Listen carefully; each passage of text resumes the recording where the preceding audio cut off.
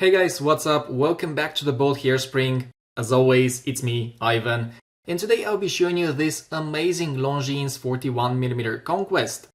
It's the first Longines to appear here on the channel, and although I didn't spend much time with this watch, I've gotta say, it's pretty awesome and I like it much more than I thought I would.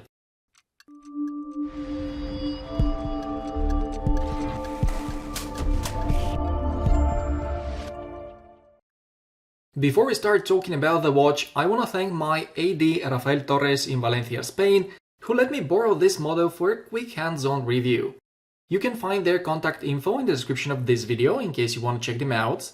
They are an authorized dealer of quite a few brands, including Certina, Breitling, Oris, and obviously Longines. Contact them, mention the channel, and they'll offer you their best deal possible. As I just mentioned, this is just a hands-on review, and so it's going to be shorter than usual. First of all, let's have a look at the dimensions. This model has a diameter of 41mm, the lug-to-lug is 49, and it's a true lug-to-lug since the end links of the bracelet are female. Then we've got the thickness, which is 10.9mm. The lug width is a bit unusual, 21mm, and finally, unsized on this H-link bracelet, it weighs 134 grams. On the wrist, the watch looks very nice, the olive green dial looks spectacular, and due to the bracelet being fully articulable, you can expect a very comfortable wearing experience. By the way, my wrist is 17 centimeters, or 6.7 inches. But I do think that even if yours is a couple of centimeters smaller, you'll still be able to pull it off. When it comes to the build quality, the watch is solid. It's made of 316L stainless steel, and it comes with a sapphire crystal on top, as well as on the exhibition case back, which I'll show you in a moment. The finishing is very good as well. It's a combination of vertical brushing and high polishing.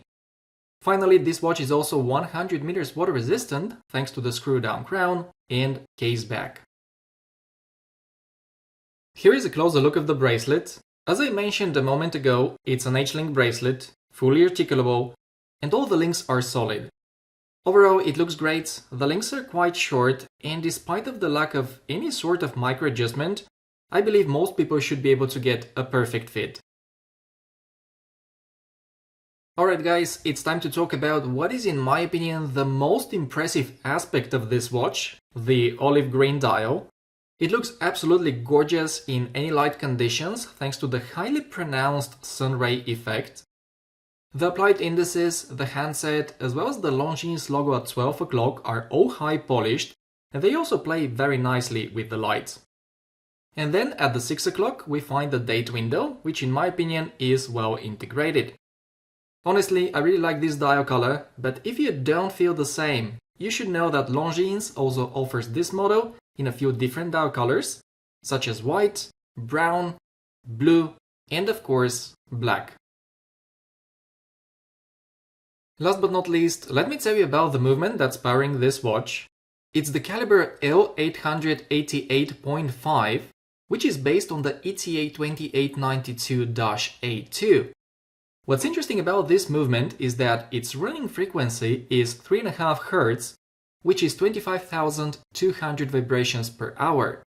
And so it's something that we don't see very often from other brands. The dual count is 21, but most impressively, the power reserve is 72 hours. The only bit of information that I can't find is the accuracy. However, knowing that the ETA 2892 on which it's based has a stated daily deviation of ± 20 seconds per day, I would say it's safe to guess that the L888.5 runs the same or better.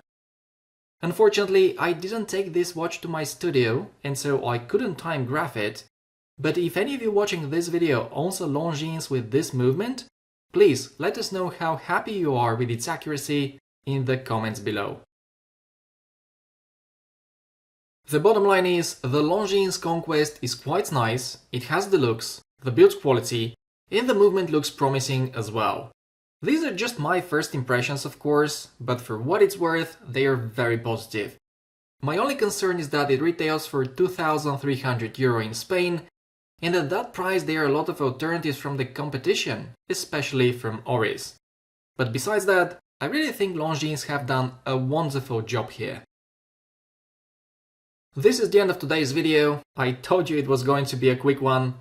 As always, now I would like to know what you think about this watch, so make sure you leave a comment in the comment section down below. Thank you for watching, guys, take care, and I'll see you in the next one.